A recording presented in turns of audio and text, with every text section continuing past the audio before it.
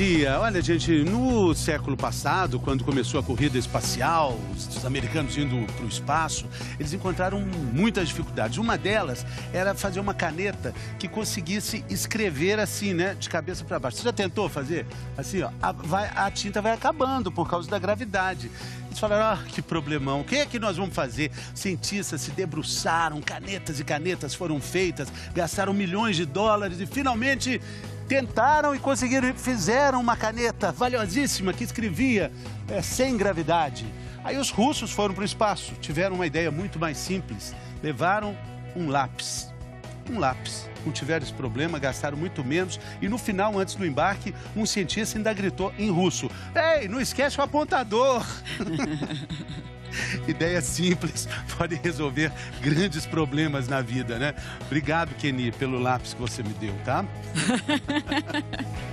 Vamos lá, viver com saúde? Pois é, querer viver acima de tudo. Por que isso é tão importante na luta contra doenças crônicas como o lúpus? Tinha uma complicação, coração, pulmão e rim. E eu pensava, dessa eu não vou passar. Mas eu consegui, fé e pé na tábua. Vamos viver. Vamos viver e para isso, gente, disciplina é fundamental na mudança de hábitos e também, claro, na medicação. Quais são os remédios que hoje estão disponíveis? A vantagem é que a gente começa a ter um arsenal terapêutico muito mais importante para lidar com a manifestação. Nos casos clássicos, uma mancha em formato de borboleta aparece no rosto. Mas isso não é uma regra, não. O lúpus pode dar outros sinais. Daniela Mendonça. Dé para os amigos. Ela foi diagnosticada com lúpus em 1982. Tinha 15 anos. E a partir daí começou a luta contra a doença.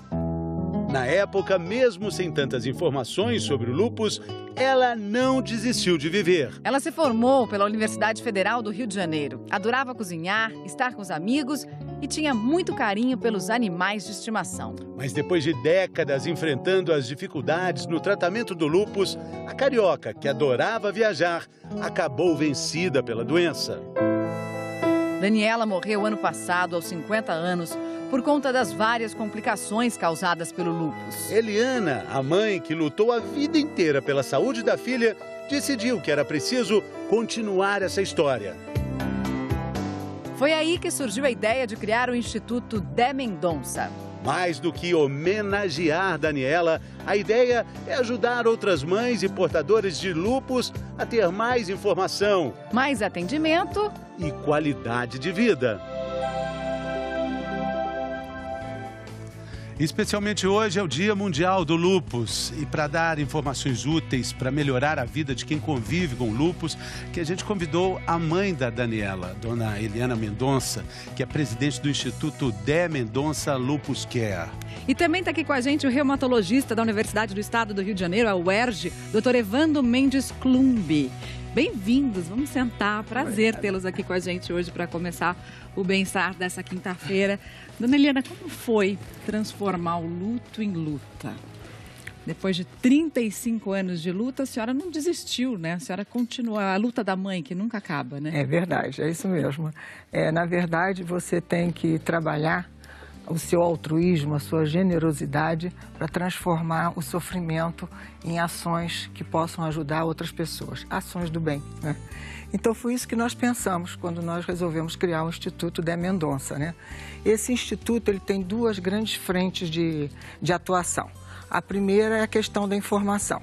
Então nós criamos uma plataforma digital para que as pessoas pudessem receber informações de qualidade e também pudessem trocar experiências, né? Lerem artigos, inclusive produzidos fora do país, enfim, né? Estarem melhor informadas com relação ao lúpus, né? E os avanços da medicina, principalmente, né? Para os tratamentos que são feitos, porque o lúpus não é uma doença crônica.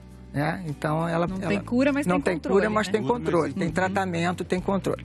A outra frente, nós estamos trabalhando para apoiar os pacientes em relação às suas necessidades e aos seus direitos. Então, na parte de necessidade, nós estamos fazendo parcerias com as instituições públicas, né? Estamos fazendo com o Hospital da Lagoa, viemos conversando, né, doutor Evandro, em relação às clínicas da UERJ, que tem mais de 1.000, não é, se eu não me engano, pacientes de lúpus, né? Então, esse trabalho nós estamos realizando. E com relação ao direito, né, aos direitos, porque se as pessoas desconhecem os seus direitos, elas não sabem o que demandar, né?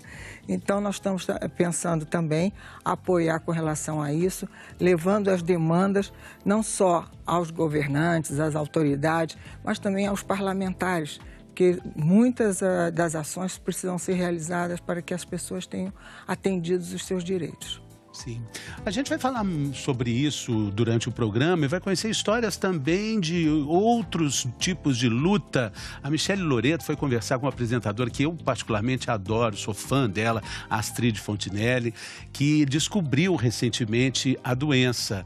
E ela tem um riso fácil, ela tem uma energia grande, ela tem uma alegria de vida que ela está usando. Tudo isso como combustível para enfrentar o problema.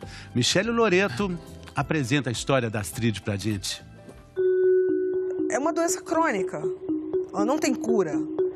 Então, você fala, tipo assim, como não tem cura? É um inimigo que vai ser sempre mais forte que eu? Essa foi uma das primeiras coisas que a Astrid pensou ao descobrir que tinha lúpus. Ela conta que sentia dores nas articulações e nas costas há 1 ano, mas não achava que fosse grave.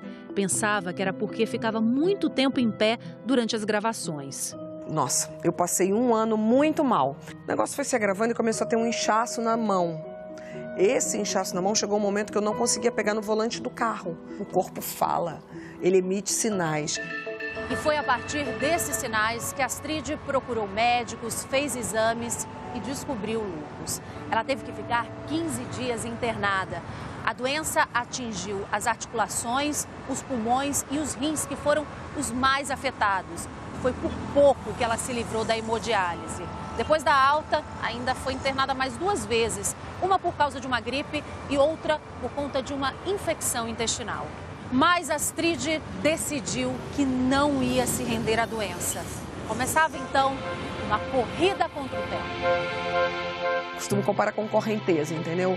Foi uma loucura, altas quedas d'água. Depois a correnteza melhorou, bati em algumas pedras.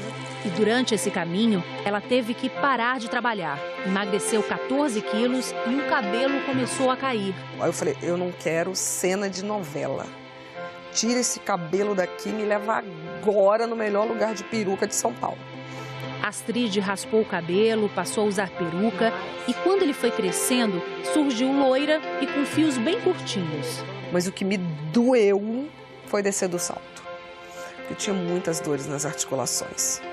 Então eu passei a andar de tênis. Aí ela falou, mas ela faz a saia justa de salto alto, altíssimos, porque eu fico sentada.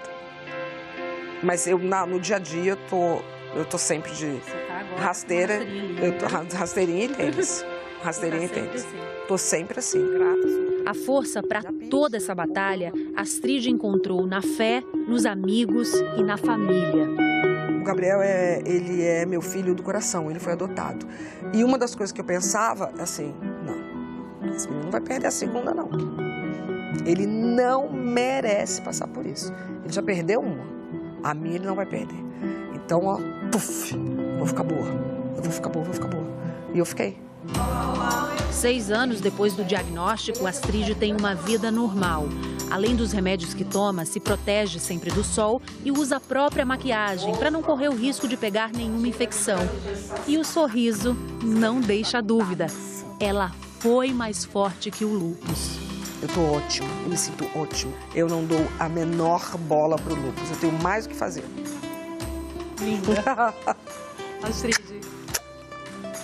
muito obrigada. Imagina, obrigada a vocês por... uma grande inspiração. Por me dar a oportunidade de ajudar outras pessoas, sabe? Não é uma vaidade minha falar sobre mim. Eu falo por outras pessoas. Elas precisam acreditar que é possível. Que delícia, Astrid. É isso mesmo, você tem muito mais o que fazer. Você arrasa. Obrigada, viu? Beijo pra você. Agora, ela falou coisas interessantíssimas a respeito dos sintomas e da demora do diagnóstico também. E a gente vai ver agora quais são os principais sintomas pra gente falar um pouquinho desse tempo médio de diagnóstico, que é de 1 ano e meio, né? Entre os primeiros sinais e o diagnóstico da doença. Na verdade, o grande problema do lúpus é que ele não é uma doença que tem um único jeito de se apresentar. Nem todo mundo tem mancha no rosto, a metade das pessoas tem. E, às vezes, o lúpus surge só como cansaço. Ela mesma comentou que tinha dor nas juntas e que o médico, às vezes, ele vai examinar e diz, não, tem uma inflamação, mas eu não posso dizer que isso é lúpus, que não tem mais nada. Às vezes, é uma dor para respirar, que é inflamação da pleura, e a pessoa se sente desanimada, a pessoa cai um pouco o cabelo, mas toda mulher cai o cabelo, então o médico vai dizer, mas caiu muito, caiu pouco.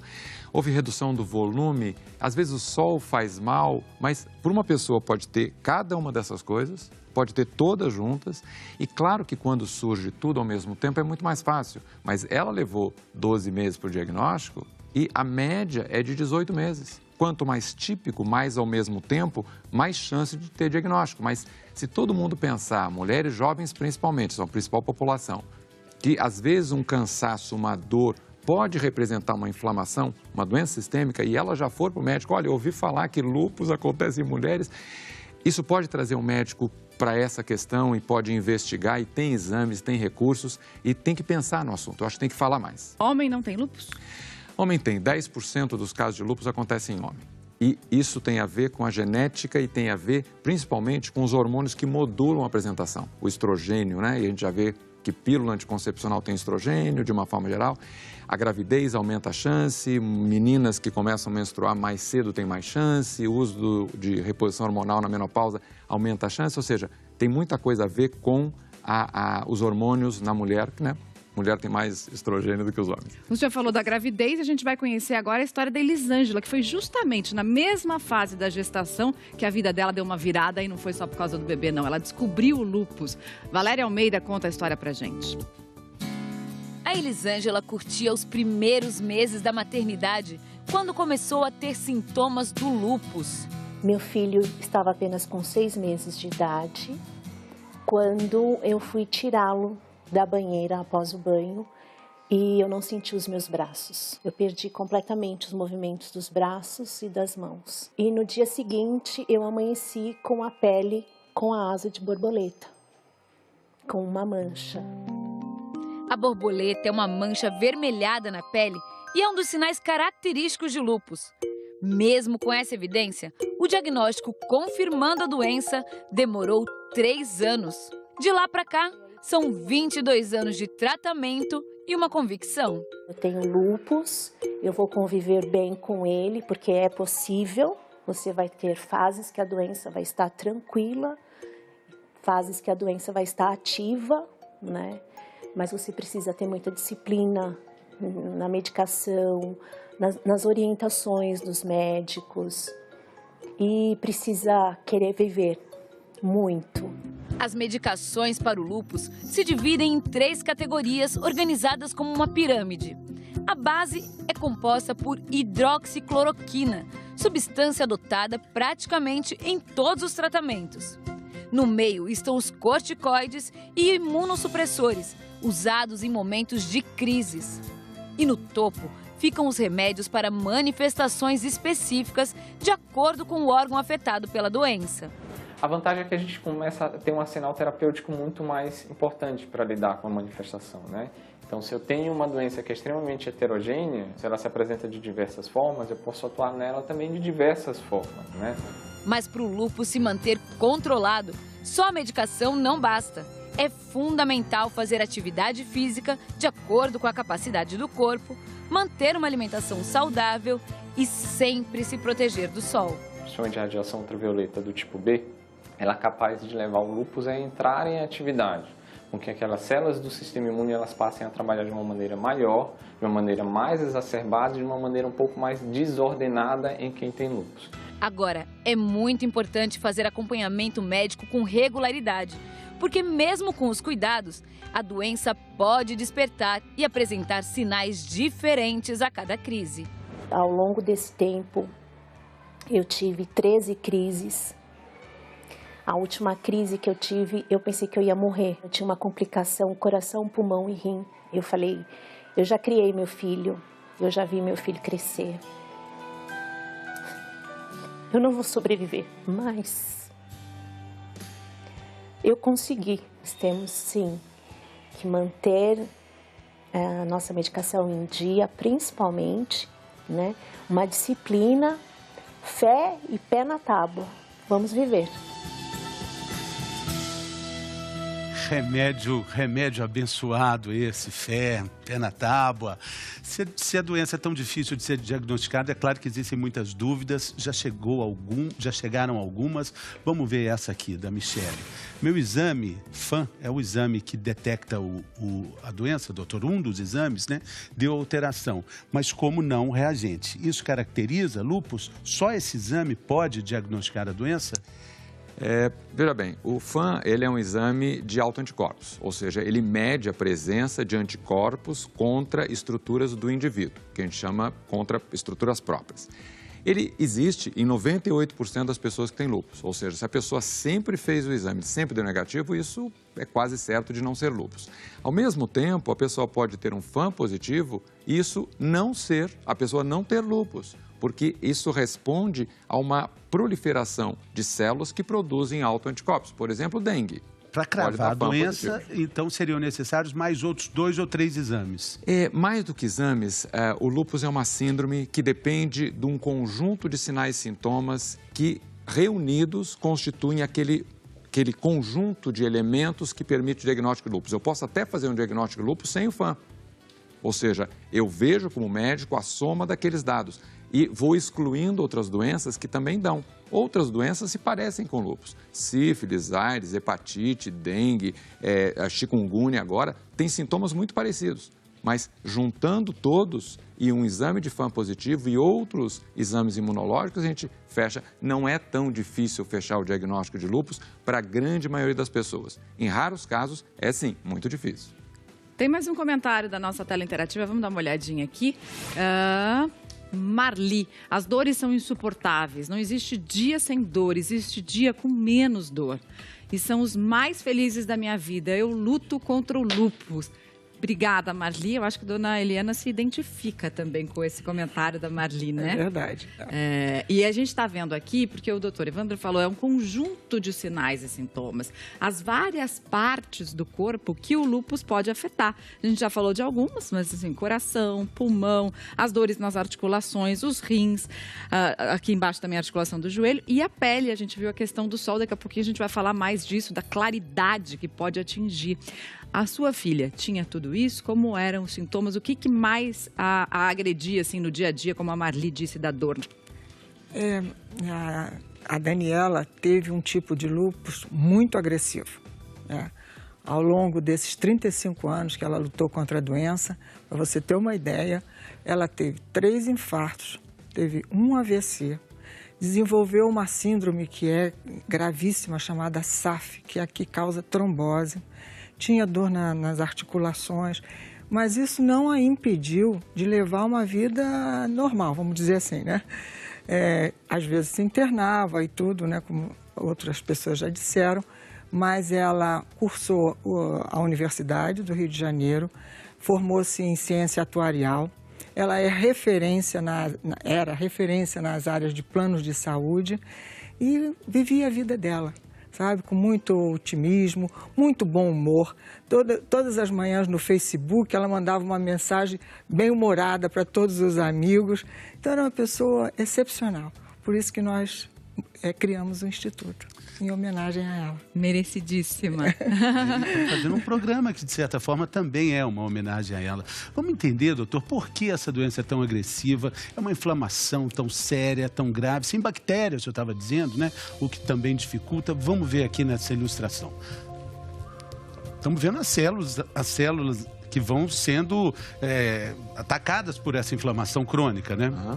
Na verdade, o lúpus, ele é quando a gente fala assim, eu vou brigar contra o lúpus não existe como uma coisa de fora. O lúpus, ele é fruto, a inflamação é fruto de uma desorganização ou de um desequilíbrio, que é o melhor termo, para dizer, se eu estou desequilibrado, se eu levei um tombo, eu posso levantar, eu me seguro, eu me preparo para não levar outro tombo, e o tombo é inflamação, ou seja, aqueles autoanticorpos que foram desenvolvidos, o FAM-MED autoanticorpos, e ele gera uma inflamação junto com o antígeno, que são as estruturas próprias, eles inflamam cada um daqueles tecidos. É como se eu, quando bato a mão ou quando tem uma infecção, aquilo fica inchado, vermelho, quente, aquilo é exatamente o que acontece em cada um dos órgãos. Se a gente for ver no organismo, aí a gente nessa vai ver... sequência...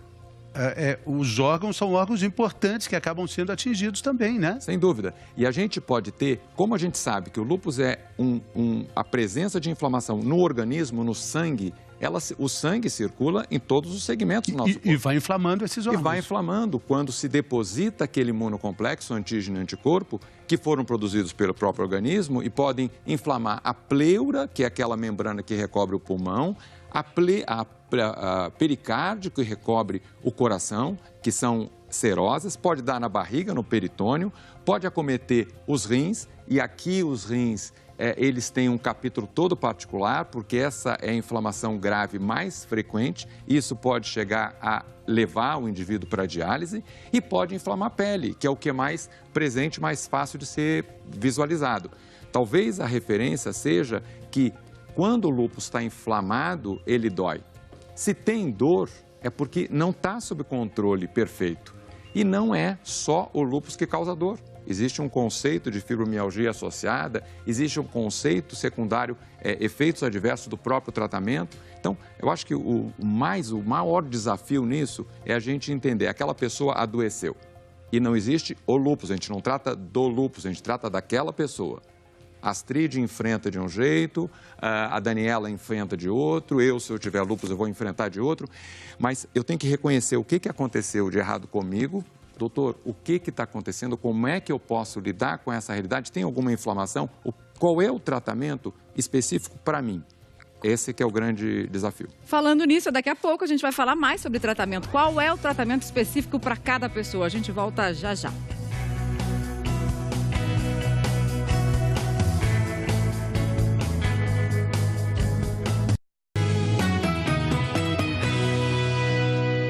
G1 e 1 minuto agora.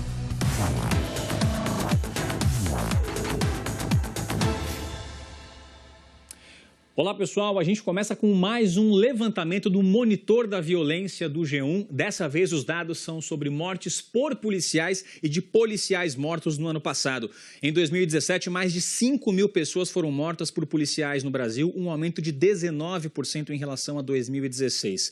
No mesmo período, o número de policiais mortos em 2017 caiu. Foram 385 assassinatos de policiais dentro e fora de serviço. A página do levantamento, a página do Monitor da Violência, e o levantamento completo estão no G1. E agora de manhã também saiu a inflação oficial em abril, que ficou em 0,22%, alta puxada pelos remédios e pelos planos de saúde. No acumulado dos últimos 12 meses, a inflação ficou em 2,76%, abaixo do piso da meta do Banco Central, que é de 3%. E 409 pessoas morreram de febre amarela no Brasil. Os dados são de julho do ano passado até a última terça-feira. São Paulo e Minas Gerais concentram mais de 80% das mortes. Além disso, foram 1.261 casos confirmados da doença. Mari, Fê. Obrigada, Cauê, pelas informações. A gente continua acompanhando sempre aqui esse assunto também. Obrigada. Valeu, viu? Cauê. Bom trabalho. Valeu, até mais. Olha, daqui a pouquinho a gente vai gravar um vídeo com o Dr. Evandro para deixar na nossa tela interativa, na nossa página na internet, os tratamentos específicos, onde você pode buscar tratamentos específicos, para fazer essa questão da individualização do tratamento. Inclusive, se você está no Sistema Único de Saúde, não tem plano, não tem um médico particular. Mas tem algo que vale para todo mundo, né? Que independentemente da manifestação da doença, é preciso seguir, que é um estilo de vida saudável, né, doutor? A gente está vendo ali, por exemplo, filtro solar. Por que isso é fundamental? Quando a gente tem radiação ultravioleta e ela está presente na claridade, não é sol direto, basta estar claro ao longo do dia, de poder ler já é suficientemente claro. A claridade, ela faz com que as células da pele entrem num tipo programado de morte e que expressem na superfície proteínas para as quais a gente produz anticorpo quando tem lúpus. Portanto, quando tem claridade, aumenta a quantidade de inflamação, no final das contas. Portanto, e pode ser inflamação no pulmão, no rim, no fígado, seja onde for. Portanto, a claridade talvez seja o principal fator ambiental associado à pior do lúpus. O segundo principal fator é o cigarro. Eu vi lá que tinha um cigarro cortado. Tá lá. E isso é importantíssimo. Fumar e lúpus não combinam, corta o efeito dos remédios. Fumar não combina com nada. Com nada, né? Mas mais uma coisa que o cigarro também não combina. O lúpus é muito pior do que o nada. Assim, não dá. A terceira coisa é que a atividade física, ela constrói um equilíbrio. É como se fossem duas barras de apoio para aquele indivíduo. Diminui uma série de mecanismos de inflamação. Então, se a gente... Ali está lembrando também pílula com estrogênio. A gente já comentou sobre isso, mas a mulher grávida, a mulher com lúpus, ela pode engravidar, só que a gestação tem que ser organizada, programada. A gente já tem dados que mostram que 70% das gestações não são programadas, não são indesejadas, mas elas não são organizadas. E se o lúpus estiver em atividade, existe um pior risco daquela gravidez, ou seja, tanto para o bebê quanto para a mãe. Se estiver organizada, a gestação é muito boa. Portanto, anticoncepcional pode, se não for com estrogênio, ou seja, sem estrogênio. Daqui a pouco a gente volta para falar mais sobre essa doença, para falar sobre lúpus, outras informações úteis para a sua saúde, e a gente volta depois do intervalo.